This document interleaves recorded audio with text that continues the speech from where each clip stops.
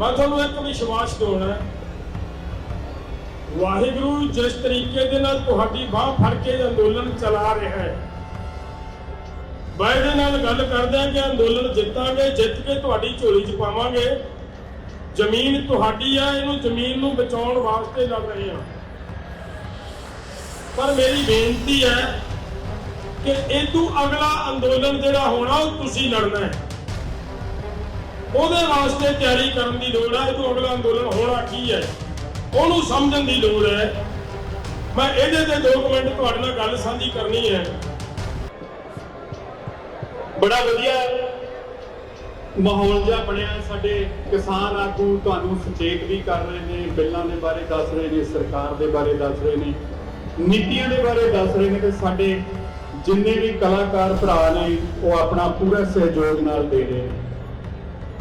हुण मैं 1 मिनट तक साडे विच भारतीय किसान यूनियन सिद्धूपुर के सूबा प्रधान सरदार जगजीत सिंह डल्लेवाल जी पहुंचे हुए ने। 1 मिनट तक मैं तुहाडे रूबरू करांगा उन्होंने, वो 10 15 20 मिनट जिन्ना भी समा लैणगे तुहानूं बड़े वधिया तरीके नाल संबोधन करनगे। पर उस तो पहला मैं ना एक श्री वीरे नूं गल दसनी चाहुंदा कि बाई होरां ने गाना पिछे गाया किसान एंथम जदों पहला आया ते सानूं पता लगा कि थोड़े समय बाद बाई नूं पुलिस ने अरेस्ट कर लिया। ते असीं ना विज्ञान भवन दे विच मीटिंग चल रही सी सरकार नाल, ते असीं उपरों एक थल्ले हॉल है, एक उपर हॉल है, ते हॉल दे विचों जदों बाहर निकले लंच टाइम होया ते रोटी खाण वास्ते, ते मैं डल्लेवाल साहब नूं कहा, मैं कहा जी इवें साडा कलाकार भरा आ गाना गाया सी ते ओनूं चक लिया। वो कहंदे अपना संद भांडा कढ हुणे लाइव करिए ते एसएसपी नूं फोन कर दे कि साडा मुंडा किदां चक लिया उन्होंने। मतलब कहण ते कि कई लोग इस तरीके नाल प्रचार करने की कोशिश करते हैं कि आगू वर्सस नौजवान, आगू वर्सस कलाकार, कि जेड़े जथेबंदियां दे आगू ने अपने स्वार्थ ते करके उत्थे बैठे ने, किसी के पिछे नहीं देंगे या कुछ इदां दा नहीं करनगे, सब लिखे ने। ते इदां दीयां अफवाहां तो भी बचिया करो। पहला भी नाल सी, अज भी नाल ने, कल भी नाल ने, ते डट के नाल खड़े रहणगे। ते जिन्ना चਿਰ बिल रद्द नहीं होंगे उन्नी देर तक घरां नूं नहीं आउणगे। हुण मैं बेनती करूंगा सरदार जगजीत सिंह जी डल्लेवाल, 1000 वार सिर झुकदा इन्हां दे अगे, जिस तरीके नाल इन्हां ने सरकार नूं झुकाया। सरदार जगजीत सिंह जी डल्लेवाल BKU सिद्धूपुर।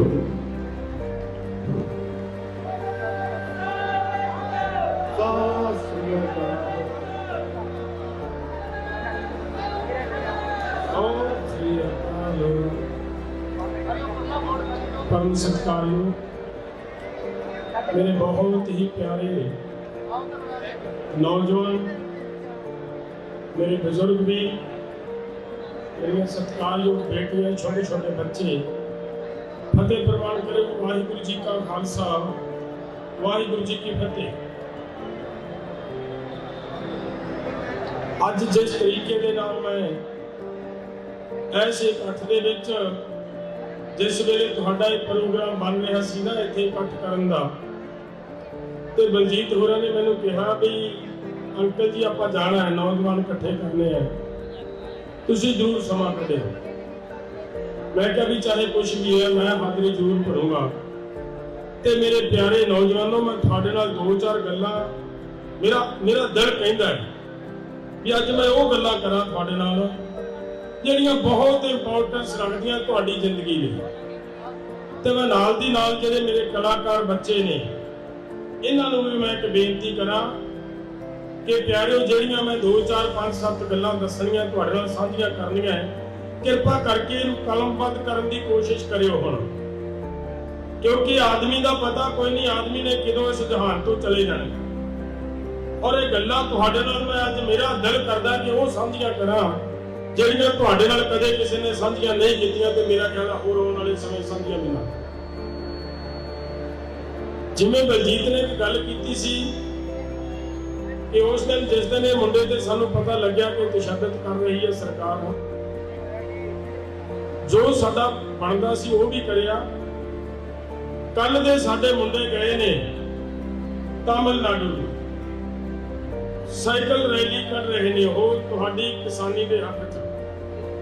ਉੱਥੋਂ ਦੀ ਸਰਕਾਰ ਨੇ, ਉੱਥੋਂ ਦੀ ਪੁਲਿਸ ਨੇ ਫੜ ਕੇ ਉਹ ਮੁੰਡੇ ਉਸ ਵੇਲੇ ਦੇ ਅਰੈਸਟ ਕੀਤੇ।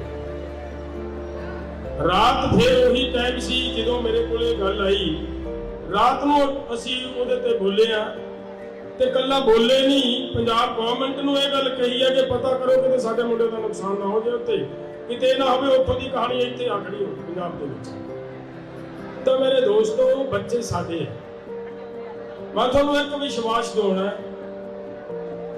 ਵਾਹਿਗੁਰੂ ਜਿਸ ਤਰੀਕੇ ਦੇ ਨਾਲ ਤੁਹਾਡੀ ਬਾਹ ਫੜ ਕੇ ਅੰਦੋਲਨ ਚਲਾ ਰਿਹਾ ਹੈ, ਵਾਅਦੇ ਨਾਲ ਗੱਲ ਕਰਦੇ ਆ ਕਿ ਅੰਦੋਲਨ ਜਿੱਤਾਂਗੇ, ਜਿੱਤ ਕੇ ਤੁਹਾਡੀ ਝੋਲੀ 'ਚ ਪਾਵਾਂਗੇ। ਜ਼ਮੀਨ ਤੁਹਾਡੀ ਆ, ਇਹਨੂੰ ਜ਼ਮੀਨ ਨੂੰ ਬਚਾਉਣ ਵਾਸਤੇ ਲੜ ਰਹੇ ਹਾਂ। ਪਰ ਮੇਰੀ ਬੇਨਤੀ ਹੈ ਕਿ ਇਦੋਂ ਅਗਲਾ ਅੰਦੋਲਨ ਜਿਹੜਾ ਹੋਣਾ ਉਹ ਤੁਸੀਂ ਲੜਨਾ ਹੈ, ਉਹਦੇ ਵਾਸਤੇ ਤਿਆਰੀ ਕਰਨ ਦੀ ਲੋੜ ਹੈ। ਇਦੋਂ ਅਗਲਾ ਅੰਦੋਲਨ ਹੋਣਾ ਕੀ ਹੈ ਉਹਨੂੰ ਸਮਝਣ ਦੀ ਲੋੜ ਹੈ। ਮੈਂ ਇਹਦੇ ਤੇ 2 ਮਿੰਟ ਤੁਹਾਡੇ ਨਾਲ ਗੱਲ ਸਾਂਝੀ ਕਰਨੀ ਹੈ, ਤੇ ਮੈਂ ਫਿਰ ਦੁਬਾਰਾ ਕਲਾਕਾਰ ਮੁੰਡਿਆਂ ਨੂੰ ਇੱਕ ਬੇਨਤੀ ਕਰੂੰਗਾ ਕਿ ਭਾਈ ਤੁਸੀਂ ਕੰਮ ਦੇ ਧਨੀ ਹੁੰਦੇ ਹੋ, ਇਹ ਜਿਹੜੀ ਮੈਂ ਗੱਲਬਾਤ ਸਾਂਝੀ ਕਰਨੀ ਹੈ, ਕੁਝ ਗੱਲਾਂ ਨੋਟ ਕਰਿਓ ਹੁਣ ਇਹਨੂੰ, ਤਾਂ ਕਿ ਸੰਸਾਰ ਦੇ ਸਾਹਮਣੇ, ਲੋਕਾਂ ਦੇ ਸਾਹਮਣੇ ਅਸੀਂ ਸੱਚ ਰੱਖਣ ਦੇ ਵਿੱਚ ਕਾਮਯਾਬ ਹੋ ਜਾਈਏ। ਮੈਂ ਬਹੁਤ ਵਾਰੀ ਇੱਕ ਗੱਲ ਕਹੀ ਹੈ, ਪਲੀਜ਼ ਥੋੜਾ ਜਿਹਾ ਸਮਾਂ ਹੁਣ ਚੁੱਪ ਕਰਨ ਦੀ ਕੋਸ਼ਿਸ਼ ਕਰਿਓ। ਗੱਲ ਇੱਕ ਵੀ ਗੱਲ ਖੁੰਝ ਗਈ ਤਾਂ ਸਮਝ ਲਓ ਗੱਲ ਦੀ ਲੜੀ ਟੁੱਟ ਜਾਣੀ ਹੈ, ਗੱਲ ਦੇ ਵਿੱਚੋਂ ਪੱਲੇ ਕੁਝ ਨਹੀਂ ਪੈਣਾ। ਅਸੀਂ ਅਕਸਰ ਬਹੁਤ ਵਾਰੀ ਇਹ ਗੱਲ ਕਹੀ ਹੈ ਵੀ ਇਹ ਕਾਨੂੰਨ ਆਏ ਨੇ, ਜ਼ਮੀਨ ਲੈਣੀ ਹੈ, ਕਾਰਪੋਰੇਟਾਂ ਨੂੰ ਦੇਣੀ ਹੈ, ਇਹ ਅਸੀਂ ਸਾਰੇ ਬੋਲ ਰਹੇ ਹਾਂ। ਇੱਕ ਇੱਕ ਗੱਲ ਤੁਹਾਡੇ ਤੱਕ ਪਹੁੰਚ ਚੁੱਕੀ ਹੈ, ਕਾਨੂੰਨ ਕਿਹੋ ਜਿਹੇ ਨੇ, ਕਿਵੇਂ ਸਾਡੇ ਲਈ ਮਾਰੂ ਹੈ, ਸਾਰੀ ਗੱਲ ਅਸੀਂ ਸਮਝੀ ਹੈ। ਮੈਂ ਗੱਲ ਇਹ ਕਰਨੀ ਹੈ ਦੋਸਤੋ, ਤੇ ਮੈਂ ਅੱਗੇ ਵੀ 1-2 ਵਾਰ ਇਹ ਗੱਲ ਬੋਲੀ ਹੈ ਕਿ ਇਹ ਕਾਨੂੰਨ ਆਏ ਕਿੱਥੋਂ, ਇਹਨਾਂ ਦਾ ਜਨਮ ਕਿੱਥੋਂ ਹੋਇਆ ਹੈ।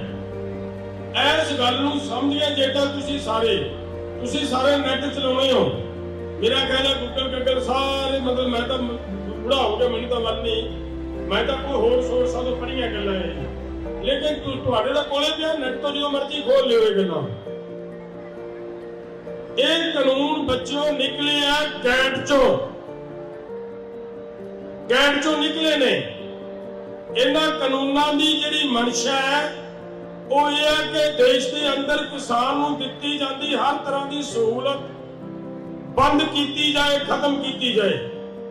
ਉਹ ਸਹੂਲਤਾਂ ਕੀ ਨੇ? ਪਹਿਲੀ ਸਹੂਲਤ ਸੀ ਤੁਹਾਨੂੰ ਸਬਸਿਡੀ ਦਿੱਤੀ ਜਾਂਦੀ ਸੀ। ਦੂਸਰੀ ਸਹੂਲਤ ਆ ਵੱਡੀ ਕਿ MSP ਦੇ ਰਾਹੀਂ ਤੁਹਾਡੀ ਫਸਲ ਖਰੀਦੀ ਜਾਂਦੀ ਹੈ। ਇਹ 2 ਸਹੂਲਤਾਂ ਨੇ, ਔਰ ਉਹ ਪਹਿਲੀ ਜਿਹੜੀ ਹੈ ਸਬਸਿਡੀ ਖਤਮ ਲਗਭਗ ਹੋ ਗਈ ਹੈ, ਉਹਦੇ ਤੋਂ ਕੁਝ ਬਾਕੀ ਨਹੀਂ ਰਿਹਾ। ਤੇ ਜਿਹੜੀ ਆ ਗਈ MSP ਖਤਮ ਕਰਦੀ, ਜਿਹੜੇ ਨਰਿੰਦਰ ਮੋਦੀ ਰੋਜ਼ ਇਹ ਕਹਿੰਦਾ ਹੈ ਕਿ MSP ਥੀ, MSP ਹੈ ਔਰ MSP ਰਹੇਗੀ, ਇਹ ਜਿਹੜੀਆਂ ਗੱਲਾਂ ਕਰਦਾ ਹੈ। ਸਾਡਾ ਇੱਕ ਸਵਾਲ ਹੈ ਨਰਿੰਦਰ ਮੋਦੀ ਦੇ ਉੱਤੇ ਕਿ ਅਗਰ MSP ਹੈ, ਅਮਰ MSP ਥੀ, ਤਾਂ ਕੱਲ ਜਦੋਂ ਕਿਸਾਨਾਂ ਦੀ ਮੱਕੀ 600 ਨੂੰ ਵਿਕ ਰਹੀ ਸੀ, ਉਸ ਵੇਲੇ ਤੇਰੀ MSP ਕਿੱਥੇ ਸੀ? MSP ਆ ਮੱਕੀ ਦੀ 1840 ਰੁਪਏ ਪ੍ਰਤੀ ਕੁਇੰਟਲ MSP ਹੈ, ਔਰ ਕਿਸਾਨ ਵਿਚਾਰਾ 600 ਨੂੰ ਕੁਇੰਟਲ ਸਿੱਟਣ ਲਈ ਮਜਬੂਰ ਹੋਇਆ ਹੈ। ਅਗਰ MSP ਹੈ, MSP ਥੀ, MSP ਰਹੇਗੀ, ਤਾਂ ਮੋਦੀ ਜੀ ਇੱਕ ਗੱਲ ਦੱਸਣ ਕਿ ਬਿਹਾਰ ਦਾ ਕਿਸਾਨ 900 ਨੂੰ ਝੋਨਾ ਕਿਉਂ ਸਿੱਟ ਰਿਹਾ ਹੈ?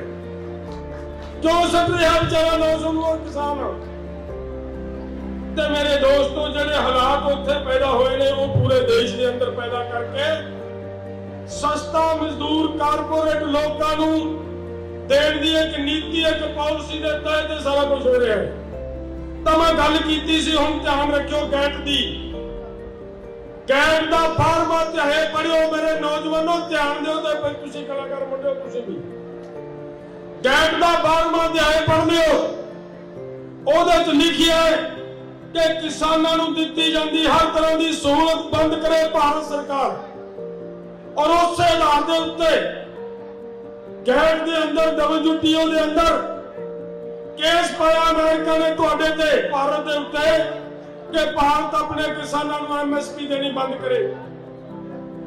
हुण सवाल इस गल नूं समझण दी लोड़ है कि उस गैट दे विच होर बहुत कुछ है जिहड़ा तुहानूं पूरे देश नूं गुलाम बनाउण दी नीयत नाल नीति नाल आया। गैट दा इक्को ही निशाना है कि इत्थों दे सारे कुदरती सोर्स कुदरती सोमे कारपोरेट लोगों के कब्जे चले जान और आ जिहड़े लोग ने ये मजदूर बन के सस्ती मजदूरी करने लई मजबूर हो जान। इक्को ही निशाना उन्हां दा, इस तो सिवा कुछ नहीं।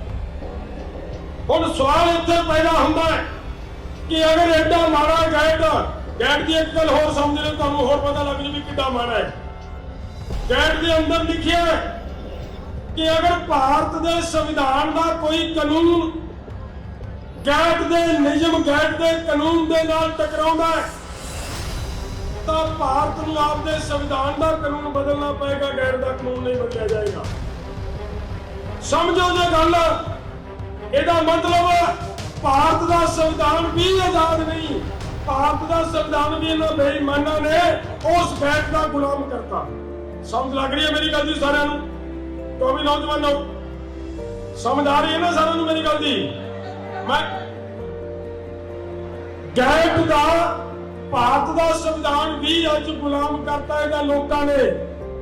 हुण सवाल इत्थे खड़ा हुंदा है कि अगर एडा माड़ा सी गैट तो ਇਹਦੇ ਤੇ ਸਾਈਨ क्यों ਕੀਤੇ भारत सरकार ने? भाई सवाल है ना, थोड़े भी अंदर सवाल पैदा हो सकता है।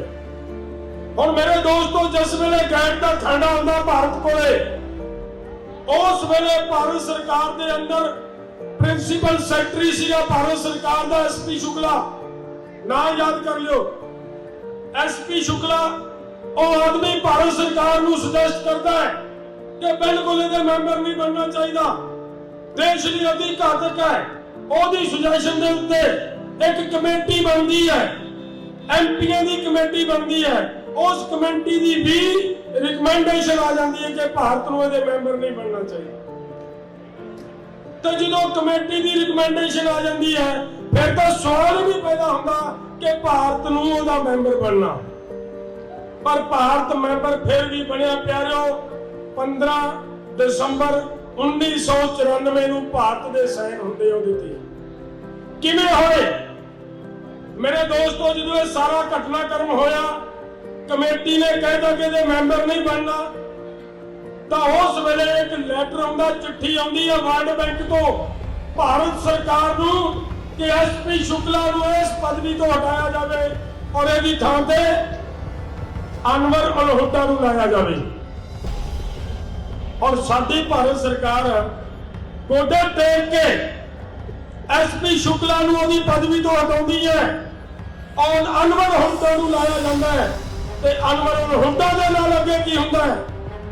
ओहदे नाल एक होर लाया जांदा है जिन्हों असीं पंजाब वाले बड़ा मान नाल कहंदे वी साडा बहुत वधिया प्रधानमंत्री असीं कहंदे रहे हां। कौन सी ओह भला?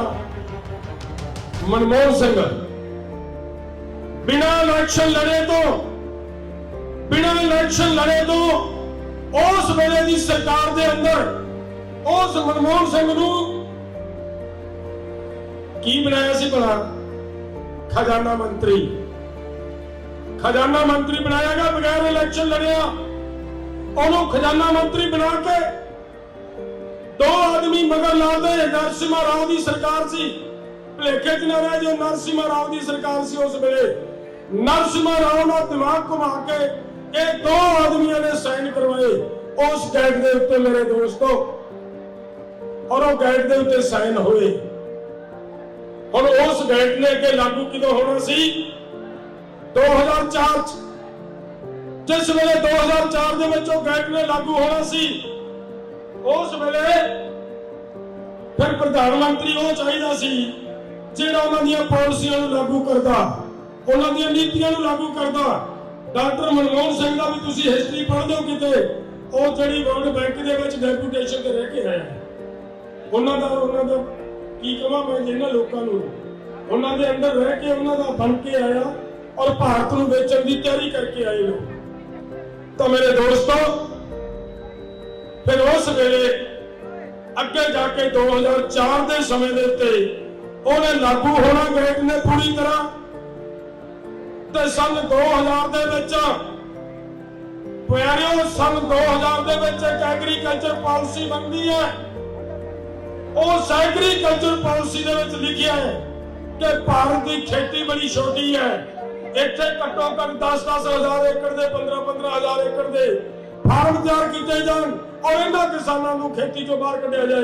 वो 2000 की पॉलिसी एग्रीकल्चर पॉलिसी पढ़ ली, ये भारत सरकार की 2000 की एग्रीकल्चर पॉलिसी। मेरे प्यारे नौजवानों दोस्तों, ईमानदारी नाल एक गल दस्सिओ, आ जिहड़ियां मैं 2-3 गल्लां तुहानूं दस्सियां सच्ची गल दसनी है, झूठ नहीं बोलना। ऐदू पहला किसी लीडर ने दसिया चौमी दोस्तों वो मगरले भी दसिया किसी ने नहीं दसिया, नहीं ना दसिया। हुण एक सवाल है, एक सवाल खड़ा हुंदा इत्थे कि मेरे प्यारे वीरो, जेड़े लोग पार्लीमेंट जाते हैं, कानून घारे जाते हैं, कानून उन्होंने बनाने होंगे है। आ सारा कुछ जो साडे गल च ड्रामा पाया है, आ जिहड़ा फाया साडे गल च पाया है, उस पार्लीमेंट ने पाया है ना। मेरा सवाल है कि ज्यादा मेरे दोस्तों ये कहना कि सानू आ सारे घटनाक्रम का पता नहीं, अनजान है, सानू नहीं पता भी ये कुछ होया देश नाल। ते जे ये अनजान है तो फिर इस सदा ते भाउण दे काबिल है? सोचो भला। तो अभी दोस्तों की फैसले लेंगे, की कानून बनाएंगे जे इन्होंने पता ही नहीं कि साडे देश में हो की है। तो जेकर इन्होंने पता है तो जान के नहीं दस रहे लोगों को, तो फिर उदू भी खतरनाक है बेईमान है दोस्तों। फिर बेईमान है कि नहीं है बोलो। तो ये मेरे वीरो, ये साडे देश का ढांचा करने वाले लोग ने, साडे कानून बना के साडे ते थोपण वाले लोग ने। उम्मीद ना रखियो कि ये मोदी चलिया जाऊगा तो शायद कांग्रेस आके तुहाडे कानून वापस ले लेगी। ओदे दाव ते बैठे ने कि ये कानून किते मोदी दे हुंदिया पूरी तरह लागू हो जाण, सानू उदों अगला जिहड़ी टर्म मिले वो आराम नाल बैठ के राज करिए। ये सोचते बैठे ने, बिल्कुल नहीं ये सोचते कि इन्हां लोकां दा खेड़ा छुटे। तो मेरे दोस्तों अगली लड़ाई की है? मैं गैट बारे कदे फिर क्योंकि अज बहुत है, थोड़ा मन उतावला है कलाकारों को सुनने वास्ते ना, इन्हों सुनना आप मेरी मैं उन्नियां की गल्लां करनी है जिन्नियां का हाजम हो जाए, ज्यादा खाता जाए फिर हाजम नहीं होता। तो मेरी बेनती है कि साडा जिहड़ा समय है वो हुण अगली लड़ाई की बनती है। अगर सच्चियों देश बचाना है, ईमानदारी नाल मैं गल करदा दोस्तों, अगर सच्चियों देश बचाना है, चाहे कुछ हो जाए, सानू भुखे रहना पवे देश वाले नूं, पर सानू भारत गैट चों बाहर कढना पैना। अगर भारत गैट चों बाहर आ गया तो सारे बीमारी की जड़ कट्टी जाऊगी, सारा कुछ खत्म कर लांगे। अगर भारत गैट चों बाहर ना आया तो तुसी हर हाल च गुलाम होवोगे। ये गुलामी ने रास्ता खोलिया इन्हां लोकां ने। सो वो लड़ाई है जिहड़ी मेरे दोस्तों, मेरे बच्चों, वो तुहाडे मोढियां ते खड़ी है, तुहाडे मोढियां ते। अगली लड़ाई तुसी लड़नी है। असीं किन्ना चिर लड़ाइयां लड़ लांगे? मैं वायदे नाल गल करदा तुहाडे नाल, तुसी बिल्कुल शांत रहो। आ लड़ाई जिहड़ी असीं लड़ रहे हां, तुहाडा सहयोग, तुहाडा प्यार मिल रहा है, ये जितांगे, हर हाल च जितांगे, जित के तुहानूं देवांगे। पर अगलियां लड़ाइयां तुसी जितणगे।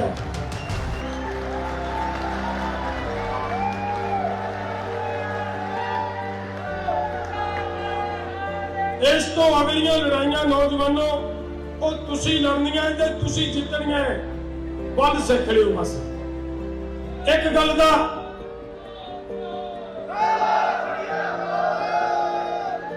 मैं होर पासे ਇੰਨੀ ਤਾਂ ਗੱਲ ਤੁਹਾਡੇ ਸਮਝ ਚ ਆ ਗਈ ਨਾ ਵੀ ਦੇਸ਼ ਨੂੰ ਹੋਇਆ ਕੀ ਹੈ। ਬਾਕੀ ਗੱਲ ਕਦੇ ਫੇਰ ਆਪਾਂ ਇਕੱਠੇ ਹੋਏ ਫੇਰ ਕਰਾਂਗੇ। ਬਹੁਤ ਕੁਛ ਹੈ ਇਹਦੇ ਵਿੱਚ, ਕਿਵੇਂ ਕਿਵੇਂ ਗੈਂਟ ਚ ਕੀ ਕੁਛ ਪਾਇਆ। ਮੈਂ ਇੱਕ ਗੱਲ ਦੱਸਾਂ ਯਾਰ, ਇੱਕ ਗੱਲ ਤੇ ਯਕੀਨ ਕਰ ਲਿਓ ਕਿ ਮੈਂ ਵੀ ਇੱਕ ਦਿਨ ਤਾਂ ਤੁਹਾਡੇ ਜਿੱਡਾ ਹੋਊਂਗਾ ਨਾ,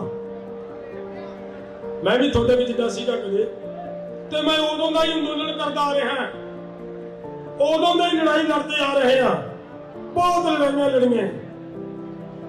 ਵੱਲ ਸਿੱਖ ਲੋ, ਇਹ ਸਰੀਰਾਂ ਦਾ ਪਤਾ ਕੋਈ ਨਹੀਂ ਕਿਦੋਂ ਹਵਾ ਨਿਕਲ ਜਾਣੀ ਹੈ, ਤੇ ਵੱਲ ਸਿੱਖੇ ਤੋਂ ਬਗੈਰ ਅਗਰ ਅੰਦੋਲਨ ਲੜੀਏ ਤਾਂ ਕਦੇ ਨਾ ਕਦੇ ਨੁਕਸਾਨ ਹੋ ਜਾਂਦਾ। ਮੇਰੇ ਵੀ ਜੇ ਕਿਸੇ ਉਸਤਾਦ ਨੇ ਮੈਨੂੰ ਸਿਖਾਇਆ ਤਾਂ ਇੱਕ ਗੱਲ ਸਿਖਾਈ ਹੈ ਕਿ ਕਦੇ ਵੀ ਅੰਦੋਲਨ ਨੂੰ ਹਿੰਸਕ ਨਹੀਂ ਹੋਣ ਦੇਣਾ। ਅਗਰ ਤੁਸੀਂ ਜਿੱਤਣਾ ਅੰਦੋਲਨ ਤਾਂ ਅੰਦੋਲਨ ਹਿੰਸਕ ਨਹੀਂ ਹੋਣ ਦੇਣਾ। ਸਰਕਾਰ ਜ਼ੋਰ ਲਾਉਂਦੀ ਹੁੰਦੀ ਹੈ, ਸਰਕਾਰ ਤੁਹਾਡੇ ਵਿੱਚ ਬੰਦੇ ਵਾਰਦੀ ਹੁੰਦੀ ਹੈ ਕਿ ਇਹਨਾਂ ਨੂੰ ਭੜਕ ਜਾਣ ਤੇ ਇਹ ਅੰਦੋਲਨ ਹਿੰਸਕ ਹੋ ਜਾਏ। ਕੱਲਾ ਇੱਕੋ ਹੀ ਤਰੀਕਾ ਸਰਕਾਰ ਕੋਲੇ ਕਿ ਅੰਦੋਲਨ ਨੂੰ ਹਿੰਸਕ ਕਰਕੇ ਔਰ ਤੁਹਾਡੇ ਤੇ ਲਾਠੀਆਂ ਬਰਸਾ ਕੇ, ਤੁਹਾਡੇ ਤੇ ਕੇਸ ਮੁਕੱਦਮੇ ਪਾ ਕੇ ਤੁਹਾਡੇ ਅੰਦੋਲਨ ਨੂੰ ਕਿਵੇਂ ਖਿਲਾਰਿਆ ਜਾ ਸਕੇ, ਉਹਦੇ ਤੇ ਜ਼ੋਰ ਲਾਉਣਾ। ਅਗਲੀ ਲੜਾਈ ਬਹੁਤ ਤਕੜੀ ਹੈ, ਬਹੁਤ ਵੱਡੀ ਲੜਾਈ ਹੈ, ਜਿੱਥੇ ਵਰਲਡ ਬੈਂਕ ਦੀ ਚਿੱਠੀ ਆਉਂਦੀ ਹੈ ਕਿ ਇੱਥੇ ਅਨਵਰ ਹੁੱਡਾ ਨੂੰ ਲਾਓ ਔਰ ਇਹਨੂੰ ਐਸਪੀ ਸ਼ੁਕਲਾ ਨੂੰ ਹਟਾਓ, ਤਾਂ ਫਿਰ ਅੰਦਾਜ਼ਾ ਲਾਓ ਮਗਰ ਇਹਨਾਂ ਕਾਨੂੰਨਾਂ ਦੇ ਮਗਰ ਕੌਣ ਖੜਾ ਹੈ। ਤੁਹਾਡੀ ਲੜਾਈ ਉਹਨਾਂ ਲੋਕਾਂ ਨਾਲ ਵੀ ਹੈ। ਔਰ ਇੱਥੇ ਭਾਰਤ ਨੂੰ ਅਸੀਂ ਵਾਪਸ ਇਸ ਗੇਟ ਚੋਂ ਵੀ ਬਾਹਰ ਕੱਢਣਾ ਹੈ ਔਰ ਅੱਜ ਭਾਰਤ ਦੀ ਹੀ ਪਾਰਲੀਮੈਂਟ ਦੇ ਵਿੱਚੋਂ ਇਹ ਕਾਨੂੰਨ ਰੱਦ ਕਰਵਾਉਣੇ ਆ, ਹਰ ਹਾਲ ਦੇ ਵਿੱਚ ਵਾਪਸ ਕਰਵਾਉਣੇ ਆ, ਕਿਉਂਕਿ ਇਹ ਕਾਨੂੰਨ ਆ ਜਿਹੜੇ ਪਿਛਲੇ ਦਿਨਾਂ ਦੇ ਵਿੱਚ ਮੈਂ ਇੱਕ ਮਹਾਂਪੁਰਸ਼ ਨੂੰ ਮਿਲਿਆ, ਉਹ ਮੈਨੂੰ ਕਹਿੰਦੇ ਪ੍ਰਧਾਨ ਜੀ ਐਂ ਕਰੋ ਕੁਝ ਵਾਧਾ ਘਾਟਾ ਕਰਕੇ ਨਿਬੇੜ ਦਈਏ। ਤਾਂ ਮੈਂ ਇਹਦੇ ਤੇ ਵੀ ਦੱਸਣਾ ਚਾਹੁੰਦਾ ਹੈ ਕਿ ਵਾਧੇ ਘਾਟਿਆਂ ਵਾਲੀ ਲੜਾਈ ਨਹੀਂ ਇਹ। ਆਹ ਲੜਾਈ ਦੇ ਵਿੱਚ ਅਸੀਂ ਲੈਣ ਕੀ ਲੱਗਿਆ, ਕੁਝ ਵੀ ਨਹੀਂ। ਇੱਕ ਤਾਂ ਹੁੰਦਾ ਜੀ ਅਸੀਂ ਕੁਝ ਮੰਗਿਆ ਸਰਕਾਰ ਤੋਂ ਵੀ ਸਾਨੂੰ ਆਹ ਦਿਓ, ਅਸੀਂ ਮੰਗਦਾ ਕੁਝ ਰਹੇ ਹੀ ਨਹੀਂ। ਅਸੀਂ ਕੀ ਕਹਿ ਰਹੇ ਹਾਂ ਕਿ ਜੋ ਸਾਡੇ ਕੋਲੇ ਹੈਗਾ ਕਿਰਪਾ ਕਰਕੇ ਸਾਡੇ ਕੋਲੇ ਰਹਿਣ ਦਿਓ। ਲੜਾਈ ਤਾਂ ਇਹ ਹੈ ਨਾ। ਤੇ ਜੇ ਅਸੀਂ ਵਿੱਚ ਵਿਚਾਲੇ ਗੱਲ ਕਰਾਂਗੇ, ਕਿਤੇ ਕੰਪਰੋਮਾਈਜ਼ ਦੀ ਗੱਲ ਕਰਾਂਗੇ, ਤਾਂ ਇਹਦਾ ਮਤਲਬ ਹੈ ਕਿ ਕੁਛ ਨਾ ਕੁਛ ਸਰਕਾਰ ਨੂੰ ਦੇਣਾ ਮੰਨ ਕੇ ਕਰਾਂਗੇ ਨਾ। ਤੇ ਜਦੋਂ ਸਾਨੂੰ ਪਤਾ ਹੈ ਕਿ ਸਾਡਾ ਤੇ ਅਸੀਂ ਤੇ ਇੱਕ ਵੱਟ ਦੇ ਉੱਤੇ ਕਿਸੇ ਨੂੰ ਟੱਕ ਨਹੀਂ ਲਾਉਣ ਦਿੰਦੇ, ਤੇ ਕੋਈ ਸਾਡੀ ਜ਼ਮੀਨ ਨੂੰ ਕਬਜ਼ਾ ਕਰਨ ਦੀ ਗੱਲ ਕਰੇ, ਬਿਲਕੁਲ ਨਹੀਂ ਹੋਣ ਦੇਵਾਂਗੇ, ਬਿਲਕੁਲ ਨਹੀਂ ਹੋਣ ਦੇਵਾਂਗੇ। ਗੱਲ ਚਿੰਤਾ ਕਰਨ ਦੀ ਲੋੜ ਨਹੀਂ। ਮੇਰੇ ਨੌਜਵਾਨ ਬੱਚਿਓ, ਤੁਹਾਡੇ ਤੋਂ ਬਿਨਾਂ ਇੱਕ ਗੱਲ ਸਮਝੋ,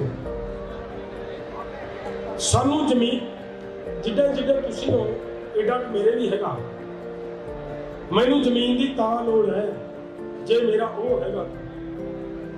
ਕੀ ਖਿਆਲ ਹੈ ਵੀ? ਮੈਨੂੰ ਜ਼ਮੀਨ ਦੀ ਤਾਂ ਲੋੜ ਹੈ ਜੇ ਮੇਰਾ ਪੁੱਤ ਹੈਗਾ, ਮੇਰਾ ਪੋਤਰਾ ਹੈਗਾ। ਤੇ ਜੇ ਮੈਂ ਆਪਦਾ ਪੁੱਤ ਹੀ ਨਹੀਂ ਰਿਹਾ ਮੇਰੇ ਕੋਲੇ, ਤਾਂ ਮੈਂ ਜ਼ਮੀਨ ਦੀ ਸੱਚ ਮਾਰਨੀ, ਕੋਈ ਵੈਲਿਊ ਹੈ ਉਸ ਜ਼ਮੀਨ ਦੀ? ਇਸ ਕਰਕੇ ਸਾਡੇ ਕੋਲੇ ਤੁਸੀਂ ਹੋਣੇ ਚਾਹੀਦੇ ਆ। ਤੁਹਾਨੂੰ ਜਿਉਂਦੇ ਰੱਖਣਾ ਸਾਡੀ ਜ਼ਿੰਮੇਵਾਰੀ ਹੈ। ਅਸੀਂ ਮਰਨਾ ਸਾਨੂੰ, ਅਸੀਂ ਮਰ ਜਾਵਾਂਗੇ, ਕੋਈ ਚਿੰਤਾ ਨਹੀਂ ਇਸ ਗੱਲ ਦੀ, ਕਿਉਂਕਿ ਅਸੀਂ ਉਮਰ ਖਾਤੀ ਖੜੇ। ਤੁਸੀਂ ਜਿਉਂਦੇ ਰਹਿਣੇ ਤੇ ਤੁਸੀਂ ਲੜਾਈ ਲੜਨ ਦੇ ਕਾਬਿਲ ਸਿੱਖਣੇ, ਇਹ ਸਿੱਖ ਲਓ। ਆਉਣ ਵਾਲੀ ਲੜਾਈ ਤੁਹਾਡੇ ਤੇ ਖੜੀ ਹੈ ਨੌਜਵਾਨੋ। ਗੈਰ ਚੋਂ ਦੇਸ਼ ਨੂੰ ਬਾਹਰ ਕੱਢਣ ਦੀ ਬਹੁਤ ਲੋੜ ਹੈ ਔਰ ਬਹੁਤ ਡਟ ਕੇ ਲੜਾਈ ਲੜਨੀ ਪੈਣੀ ਹੈ। ਔਰ ਉਹ ਲੜਾਈ ਲੰਬੀ ਚੱਲਣੀ ਹੈ, ਬਹੁਤ ਲੰਬੀ, ਔਰ ਨਿੱਕੀ ਜਿਹੀ ਲੜਾਈ ਨਹੀਂ ਹੋਏਗੀ। ਔਰ ਉਸ ਦੇ ਲਈ ਤਕੜੇ ਹੋ ਕੇ ਹਮਲਾ ਮਾਰਨ ਦੀ ਲੋੜ ਹੈ। ਮੈਂ ਸਮਾਂ ਬਹੁਤ ਲੈ ਲਿਆ, ਤਾਂ ਇੰਨੀਆਂ ਕਿ ਜਿਹੜੀਆਂ ਮੈਂ ਬੇਨਤੀਆਂ ਕੀਤੀਆਂ ਹੈ, ਇੰਨੀਆਂ ਬੇਨਤੀਆਂ ਨੂੰ ਨੋਟ ਕਰ ਲਿਓ ਦਿਮਾਗ ਦੇ ਵਿੱਚ ਕਿ ਦੇਸ਼ ਨਾਲ ਇਹ ਕੁਝ ਹੋਇਆ ਹੈ, ਇਹ ਹੋਇਆ ਹੈ। ਹੁਣ ਤੁਹਾਨੂੰ ਇੱਕ ਛੋਟੀ ਜਿਹੀ ਮਿਸਾਲ ਹੋਰ ਦੇ ਦਿੰਦਾ। ਤੁਸੀਂ ਮੈਨੂੰ ਐਂ ਦੱਸਿਓ ਕਿ ਬਹੁਤ ਸਾਰੀਆਂ ਸਟੇਟਾਂ ਜਿਹੜੇ ਪੰਜਾਬ ਵਾਲੇ ਵੀਰ ਹੋ, ਸਰਕਾਰ ਨੇ ਕਿਹਾ ਸੀ ਪਿੱਛੇ ਜੇ ਕਿ ਸ਼ਹੀਦ ਆਜ਼ਮ ਸਰਦਾਰ ਭਗਤ ਸਿੰਘ ਦਾ ਜਿਹੜਾ ਨਾਂ ਹੈ ਬੱਚਿਆਂ ਦੇ ਸਿਲੇਬਸ ਦੇ ਵਿੱਚੋਂ ਬਾਹਰ ਕੱਢਿਆ ਸੀ। ਯਾਦ ਆ ਕਿਸੇ? ਕੱਢਿਆ ਸੀ ਨਾ? ਕਿਉਂ ਕੱਢਿਆ ਬਈ? ਸਾਡਾ ਭਗਤ ਸਿੰਘ ਸਾਡੇ ਦੇਸ਼ ਲਈ ਕੁਰਬਾਨੀ ਦਿੱਤੀ ਤੇ ਉਹਦਾ ਨਾਂ ਬੱਚਿਆਂ ਦੇ ਸਿਲੇਬਸ ਚੋਂ ਕੱਢ ਦੇਣਾ, ਇਹ ਖਤਰਾ ਕਿਹਨੂੰ ਹੈ? ਭਾਰਤ ਨੂੰ ਤਾਂ ਖਤਰਾ ਨਹੀਂ ਹੋ ਸਕਦਾ ਭਗਤ ਸਿੰਘ ਤੋਂ ਵੀ ਨੌਜਵਾਨੋ। ਭਗਤ ਸਿੰਘ ਤੋਂ ਦੇਸ਼ ਨੂੰ, ਭਾਰਤ ਨੂੰ ਕੋਈ ਖਤਰਾ ਨਹੀਂ ਹੋ ਸਕਦਾ। ਉਹਨਾਂ ਲੋਕਾਂ ਨੂੰ ਖਤਰਾ ਹੈ ਜਿਨ੍ਹਾਂ ਦੇ ਖਿਲਾਫ ਭਗਤ ਸਿੰਘ ਦੀ ਸੋਚ ਸੀ। ਉਹਨਾਂ ਲੋਕਾਂ ਨੂੰ ਖਤਰਾ ਹੈ ਔਰ ਉਹਨਾਂ ਲੋਕਾਂ ਦੀਆਂ ਨੀਤੀਆਂ ਇੱਥੇ ਲਾਗੂ ਕਰਕੇ ਉਹਦਾ ਨਾਮ ਬੱਚਿਆਂ ਦੇ ਸਿਲੇਬਸ ਚੋਂ ਕੱਢ ਰਹੇ ਨੇ। ਔਰ ਤੁਹਾਡੇ ਲਈ ਇੱਕ ਹੋਰ ਦੱਸਾਂ, ਤੁਹਾਡੀਆਂ ਜੜ੍ਹਾਂ ਕਦਰਨ ਵਾਸਤੇ ਕਿ ਬੱਚੇ ਨੂੰ 8ਵੀਂ ਤੱਕ ਫੇਲ ਨਹੀਂ ਕਰਨਾ, ਬੱਚਾ 8ਵੀਂ ਤੱਕ ਫੇਲ ਨਹੀਂ ਕਰਨਾ। ਇਹ ਕਿਉਂ ਆਈ ਗੱਲ? ਇਹ ਵੀ ਤੁਹਾਡੀਆਂ ਜੜ੍ਹਾਂ ਕੋ ਕਰਨ ਵਾਸਤੇ ਕਿ ਜੇ ਪੜ੍ਹ ਗਏ ਤਾਂ ਫਿਰ ਪੜ੍ਹੇ ਤਾਂ IAS ਵੀ ਕਰ ਸਕਦੇ ਹੈ, ਪੜ੍ਹਿਆ ਤਾਂ IPS ਵੀ ਕਰ ਸਕਦਾ ਹੈ, ਪੜ੍ਹਿਆ PhD ਵੀ ਕਰ ਸਕਦਾ ਹੈ।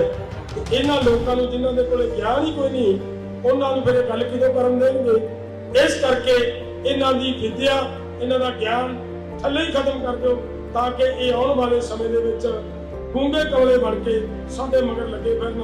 ਤੇ ਕਦੇ ਫਿਰ ਇਕੱਠੇ ਹੋਏ, ਕਦੇ ਫਿਰ ਆਪਾਂ ਮਿਲੇ, ਫਿਰ ਆਪਾਂ ਉਹ ਗੱਲਾਂ ਕਰਾਂਗੇ ਜਿਹੜੀਆਂ ਅੱਜ ਕਿਹਾ ਜਾਂਦਾ ਹੈ, ਬਦਨਾਮ ਕੀਤਾ ਗਿਆ ਪੰਜਾਬ ਨੂੰ ਔਰ ਭਾਰਤ ਦੇ ਨੌਜਵਾਨ ਨੂੰ ਕਿ ਇਹਦਾ ਜੀ ਗੈਂਗਸਟਰ ਬਣ ਗਏ, ਇਹਦਾ ਜੀ ਨਸ਼ੇੜੀ ਹੋ ਗਏ।